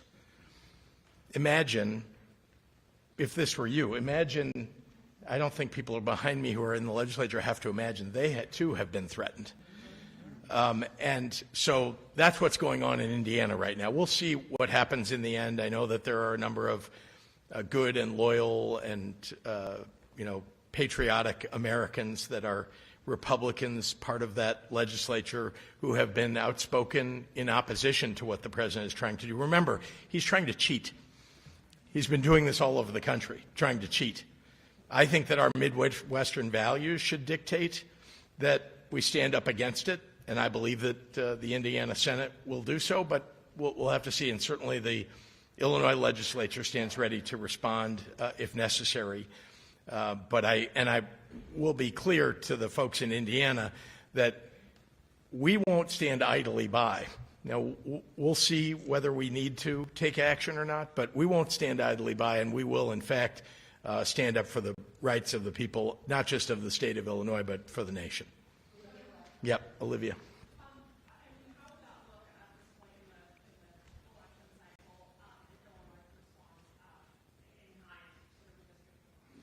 Complex.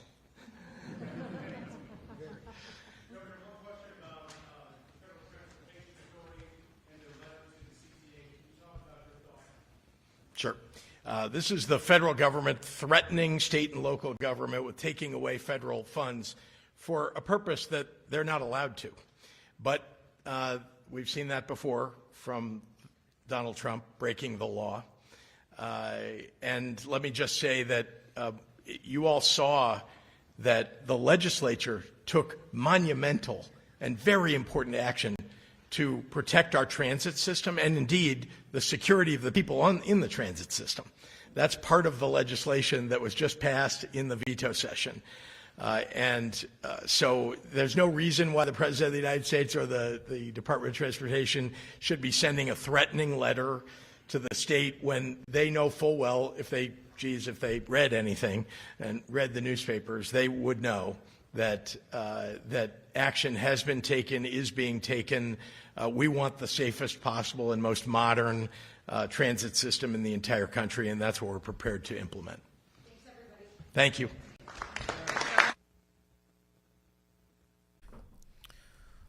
Okay, you were just listening to Illinois Governor J.B. Pritzker, who just signed a bill for protections to be enshrined there in the state of Illinois for immigrants in their communities. Okay, so just pulled up the press release that they just released here a few moments ago so I can read to you as I was reading through it as he was speaking there some of the things that are added in this particular measure. It's House Bill 1312. Okay, some of the things that it looks to do is to enshrine protections for immigrants within a community to safely attend court hearings, to protect their health information, to join university communities, to access child care, all of this without fear of civil immigration enforcement actions.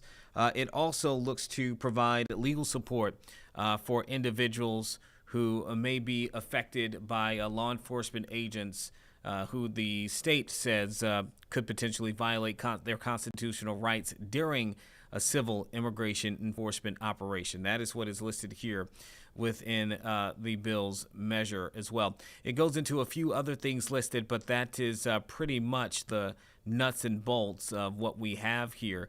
And this comes, if you remember, Sarah, it was a few weeks ago that the same governor, J.B. Pritzker, had announced the formation of a new task force there in the state to look at ways in which they can better support and counteract better support immigrant communities within Chicago and across the state, but also to look at ways in which, if there was anything they deemed that the Trump administration or any of the agents did either unlawfully or in a way in which they felt was unjust towards their citizens, this task force was given the role of looking at each individual case where people can go to them with those complaints and then finding a way to either support those individuals, bringing that to the administration, and then providing some form of plan of action for the state moving forward.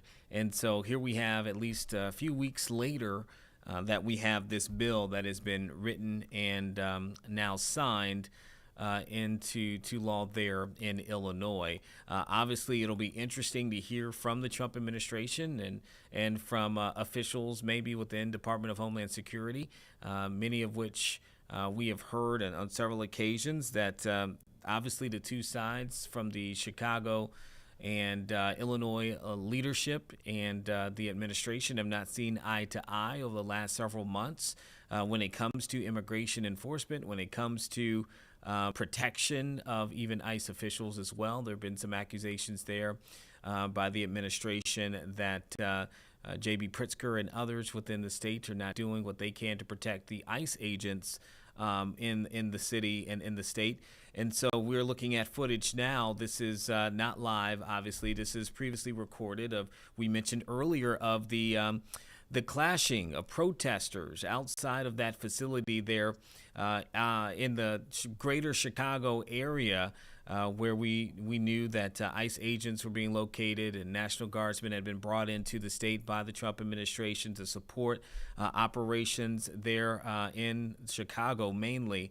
And just tensions. A lot of people have been detained from these protests and from these moments of clashing between agents and law enforcement, sheriff's deputies, and protesters there the last several weeks. We were actually, I think, broadcasting live, Sarah, the day in which we learned that they were going to be taking the operation where Chicago was the main operation there for the administration. They were going to be moving that to Charlotte at the time. It was that weekend when it was going to Charlotte. And you can just see then we saw multiple people who had been detained that day. But images like that had been happening for several weeks, honestly, since they had gone into Illinois, and just the clashing of words between the president and Pritzker. Even there you can kind of hear the governor of Illinois, the Democratic governor, still having some words there, and what he believes is standing up for the people in the state, although he knows not everybody in Illinois agrees with him. I think for a lot of people who are not familiar with the state, I know I spent a lot of time there. You have the Chicago area where it's the most populated, right? And a lot of the control and the power comes from Chicago area. But a large portion of the state is right-leaning. It's, if you look at the demographics on a map, you'd see a section of blue right there towards the top center. And the rest of the state, though, very much so red. So there are definitely going to be people in the state of Illinois who do not agree with the governor, but they have held power, the Democrats there, and J.B. Pritzker now on multiple terms there as governor, and they have been consistent in the way in which they have been pushing their legislation there in the state. So we will see what comes of that, and we'll continue to follow that, as Illinois has been one of those main clashing points with Washington, D.C., along with a few other states like California. But Illinois has certainly been one of those that has kind of led that charge in defiance against the Trump administration. Okay, I did want to speak on something, Sarah. I want to get this out because we got this earlier today, and we're kind of on the conversation about, Washington, D.C. We are approaching the midterms that will come up in 2026, and a part of that, we are looking at a very important congressional battle. We were also mentioning the states that have been in defiance, pushing back against the administration. One of the ways in which some of the states have been doing that is trying to put together their own U.S. House district seats, rearranging and changing the maps there within their states. That after starting with Texas, the president had been telling the GOP leaders in various states, if they can, to go ahead and change their maps so they can get more representatives into the U.S. House of Representatives and Congress, so they can kind of extend their control there. Then we saw Democratic states. We saw even here in Virginia where they're trying to put their maps together. California trying to change their map so they can counteract what was happening in a place like Texas and Missouri. Why am I bringing this up? Well, because a big portion of that is around who will be serving in those congressional seats, who's going to be representing the U.S. House. One of the big races that are going to be taking place right here in our region is the 2nd District, the 2nd Congressional District, currently held by Republican Jen Kiggans, who is a Republican there, obviously in the Virginia Beach area.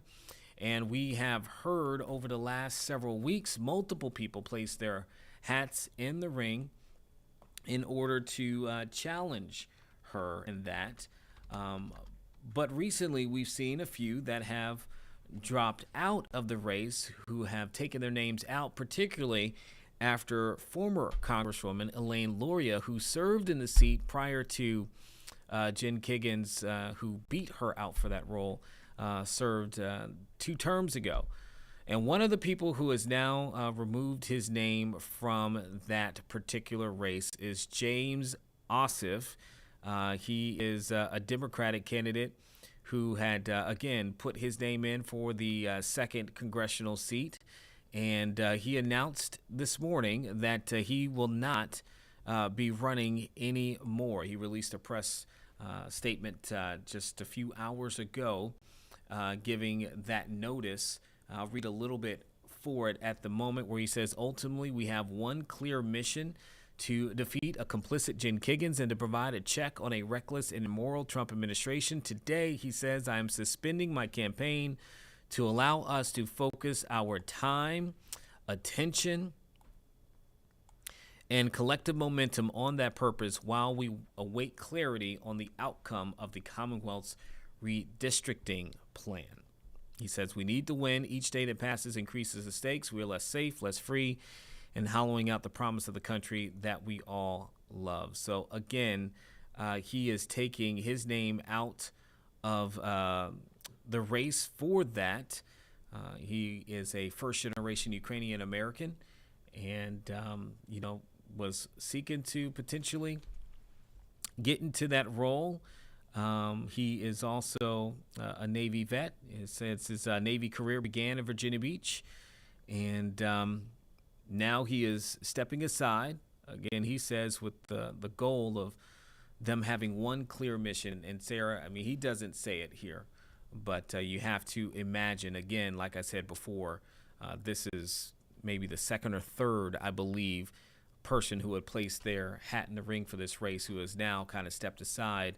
At least one of those has publicly endorsed Luria now, but we're kind of seeing that building to potentially being the setup again, a part 2, so to speak, between Luria and Kiggans. But we still have a long way to go before we get to a primary and then ultimately the 2026 midterm election. But I wanted to bring that up here just briefly so that you all could get that news as it came out just this morning. Sarah, I know we were talking about the statistics from Virginia State Police, right? We all day and yesterday were covering all of this when it comes to the snow that had fallen across Hampton roads. We had Madison Slagle on with us earlier in this stream. We had meteorologist Craig Moeller, and both of them kind of tag teaming. Madison out in the conditions with the snow still in Newport News and Williamsburg. Craig obviously laying out what our forecast looks like, and then all of our snow totals too. But a big thing that we've been talking about is the conditions on the roads, right? With snow, so many people, love to look at it, love to see it. all of those things. But our big concern is that when people get on the roads in their vehicles, in their cars, that we all know that anytime we have some kind of winter weather type of system, it can lead to an uptick in crashes. And so we do have new data that came in from Virginia State Police that looked into their activity just yesterday as that snow was falling. And now we can tell you that between midnight and 4 p.m., troopers responded to 150, at least 150 crashes across the state of Virginia yesterday. Most of those crashes were reported in the Roanoke division, which covers the western part of the state. There were 45 crashes there with 1 reported injury. There were 23 crashes with 3 injuries reported in our region, which is the Chesapeake region for Virginia State Police, but that covers Hampton Roads, okay? So less crashes, more injuries than in Roanoke, which had the most crashes reported. I am curious to know, because that was up until 4 p.m. and I feel what like the new at data least could toward be. at least toward my area, I didn't start seeing heavy snow until maybe 6 or 7 p.m. But I wonder if that's different for the western part of the state. I'm imagining that that's going to be a higher number. I mean, as you're saying, that's just midnight to 4 yesterday, and so I believe we're still awaiting the newest numbers that came in from state police for the later portion of today, which they'll kind of calculate and give to us probably later on this evening once they get their numbers together.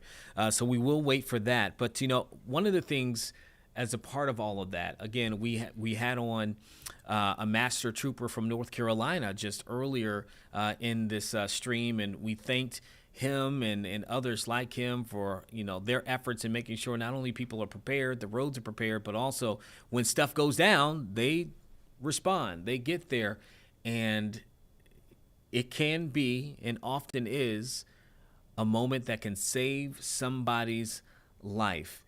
And man, we have a story for you guys here. We are going to hear from a state trooper who actually rescued a driver from a burning Tesla in Caroline County during the snowstorm.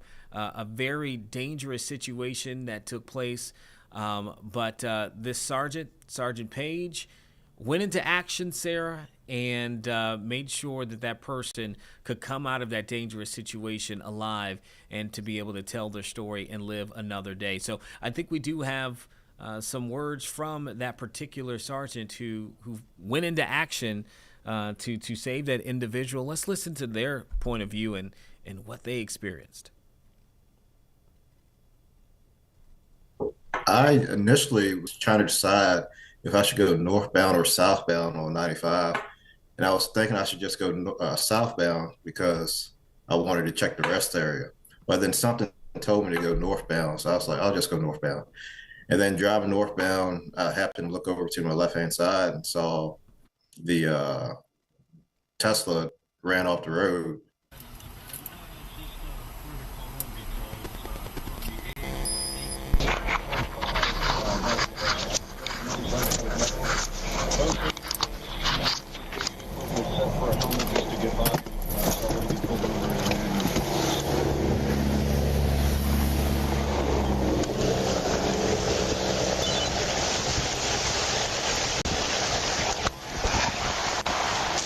So I ran up to the car, saw that the doors were still locked and couldn't get them unlocked or open, and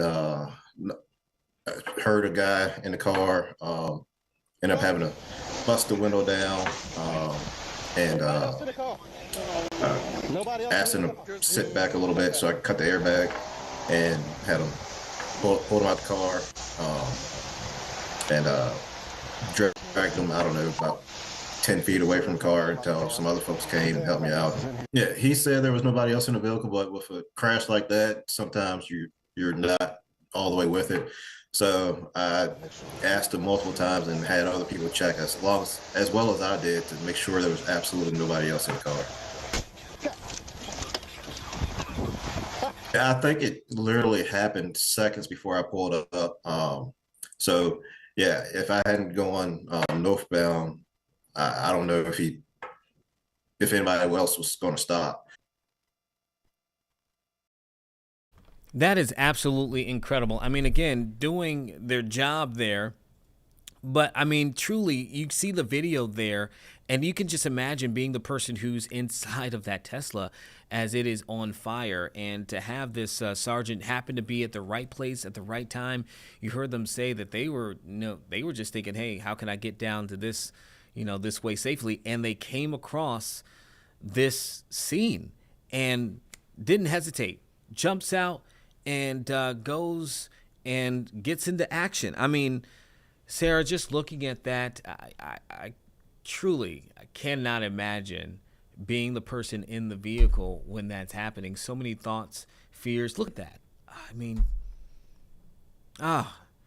so glad that Sergeant Page was there at the right place at the right time.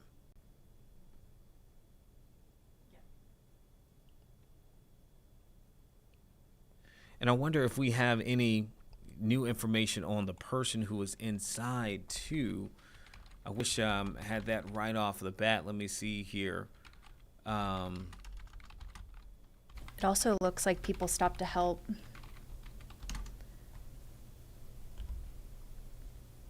Let's see here.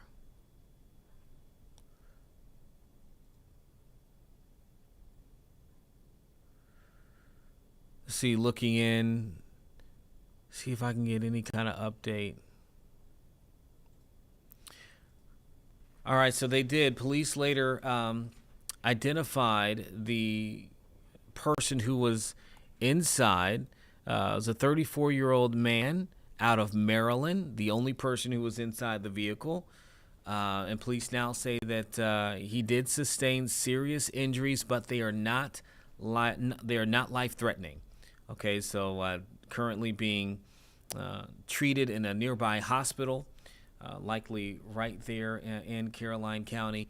And again, just between the sergeant there and, as you said, Sarah, the people who stopped by, who saw what was going on to help, we're just so thankful that that did not end out to be a worse situation than what it was. Yeah. I just looked that up as well because I was curious about which division that falls under for Virginia State Police, and it says it's Division 1, which is Richmond and Central Virginia. Interesting. Let me pull that up on a map really quickly. And I know this looks like it took place a little bit later in the day, but as of 4 p.m. yesterday, in that division, there were 15 crashes with 2 reported injuries. Let's bring up Caroline County.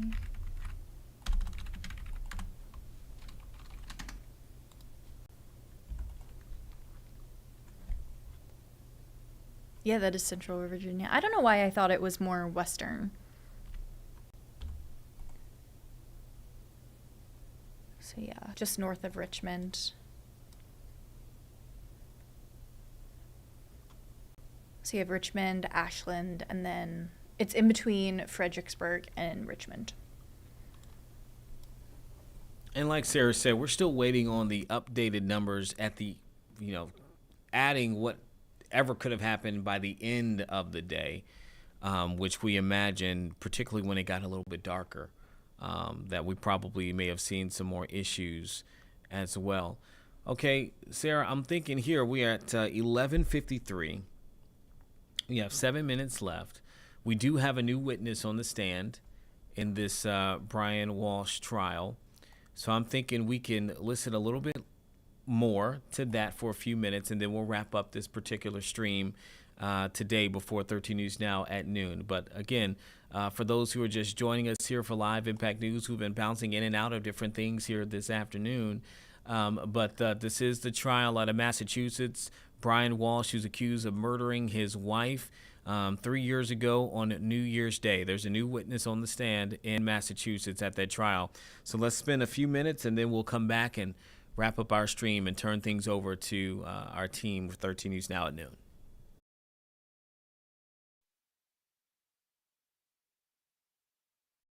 Yes, I did. And that's called a competency evaluation? Yes, that is a competency, the lab portion of it. And do you also have to take proficiency testing? Yes, we do. And can you explain that to the jury? A proficiency test is an ongoing competency test where we have to take samples forward twice a year to prove that we are that we are knowledgeable and still performing that skill or method according to the laboratory's standard operating procedures. And have you passed your proficiency testing? I have, yes. And have you testified in court about DNA? I have. So I want to now talk to you about this case, 23-00596. Prior to retrieving any evidence in 23-00596, how did you prepare to process the evidence? So once I was assigned the samples, I cleaned my bench space with bleach and wiped everything down, every instrument that I was using. And once that was done, I laid down a piece of fresh bench paper. And directing you now to lab number 23-00596, did you work on items 9-27.2.1, the sample from the interior of the dark gray slippers from bag 4 of 300 Forest Street, and item 9-27.3.1, stain A of the exterior left gray slipper? Yes, I did process those samples. And what work did you do on those two items for sample prep? For sample prep, they were already prepared by our criminalistics unit, so I just went into a secure freezer area to retrieve the packaging. I removed the tubes from the packaging and just visually examined the items within the tube. Did you also work on item 9-32.1.1, the sample from the interior sleeve cuff of the Tyvek suit 9-32.2.1, the sample from stain A on the exterior left pant leg of the Tyvek suit, and sample from stain D on the interior right sleeve of the Tyvek suit? I did, yes. And what work did you do for that? Those samples I performed just like I previously mentioned, where I went to the secure freezer area, retrieved the packaging, removed the tubes from the packaging, and just observed the samples within the tube. So you also just did the sample prep for that? Yes. Did you also work on item 16-13.1, the unknown tissue recovered from the Swampscott dumpster? Yes, I did. And what work did you do on this item? So in this case, this item was still in a specimen jar, so I retrieved the packaging just like I previously mentioned, made sure the seal was secure as I did with the other samples. And then after that, I opened up the jar and sampled a few items from the jar and placed it into a tube for processing. So you actually had to make the sample for this? I did, yes. Okay. And how many samples did you make? So this was 16-13.1. There were two tubes we referred to as 16-13.1A and 16-13.1B. And did you do any further work? No, that is where my work ended. Okay. And where did the samples then go? I then passed the samples off to Madison Frank for extraction.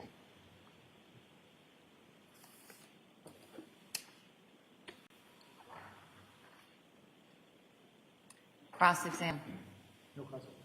The witness may step down. Thank you.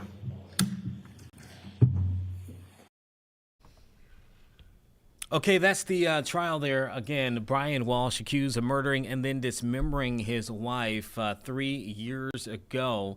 Anna Walsh's body has not been found. He faces a first-degree murder charge, and it'll be interesting how this fares out because he has already pleaded guilty to misleading police with a statement, though he says it was because he panicked after finding his wife dead, suddenly dead in bed. Now, Walsh maintains he did not kill his wife, And we'll see what that verdict eventually will be, as this is the second week of this trial.